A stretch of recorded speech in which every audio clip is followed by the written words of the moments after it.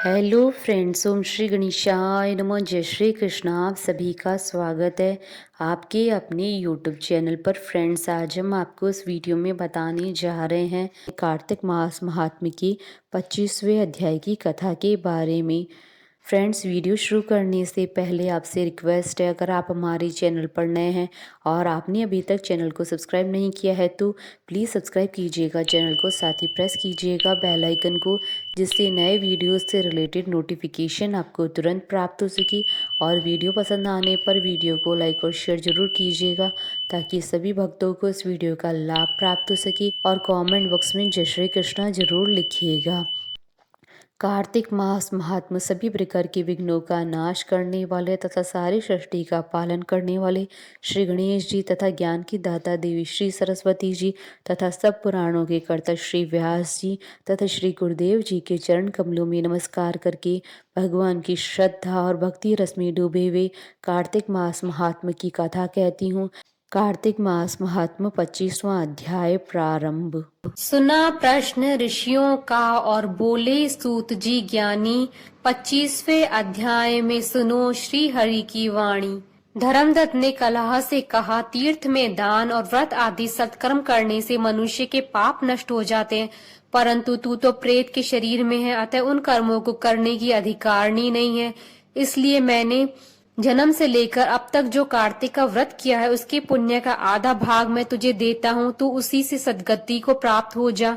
इस प्रकार कहकर धर्मदत्त ने द्वादक्षर मंत्र का श्रवण कराते हुए तुलसी मिश्रित जल से ज्यों ही उसका अभिषेक किया, त्यों ही वह प्रेत योनि से मुक्त हो प्रज्वलित अग्निशिखा के समान तेजस्विनी एवं दिव्य रूप धारणी देवी हो गई और सौंदर्य में लक्ष्मी जी की समानता करने लगी। तदंतर उसने भूमि पर दंड की भांति गिरकर ब्राह्मण देवता को प्रणाम किया और हर्षित होकर गदगद वाणी में कहा, हे द्विज श्रेष्ठ, आपके प्रसाद से आज मैं इस नरक से छुटकारा पा गई हूँ। मैं तो पाप के समुद्र में डूब रही थी और आप मेरे लिए नौका के समान हो गए। वह इस ब्राह्मण से कह रही थी कि आकाश से एक दिव्य विमान उतरता हुआ दिखाई दिया। वह अत्यंत प्रकाशमान और विष्णु रूपधारी पार्षदों से युक्त था। विमान के द्वार पर खड़े हुए पुण्यशील और सुशील ने उस देवी को उठाकर श्रेष्ठ विमान पर चढ़ा दिया। तब धर्मदत्त ने बड़े आश्चर्य के साथ उस विमान को देखा और विष्णु रूपधारी पार्षदों को देखकर साष्टांग प्रणाम किया। पुण्यशील और सुशील ने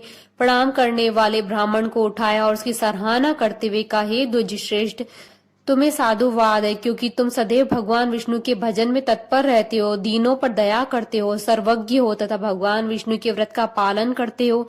तुमने बचपन से लेकर अब तक जो कार्तिक व्रत का अनुष्ठान किया है उसके आधे भाग का दान देने से तुम्हें दोना पुण्य प्राप्त हुआ है और सैकड़ों जन्मों के पाप नष्ट हो गए। अब यह वैकुंठ धाम में ले जाई जा रही है।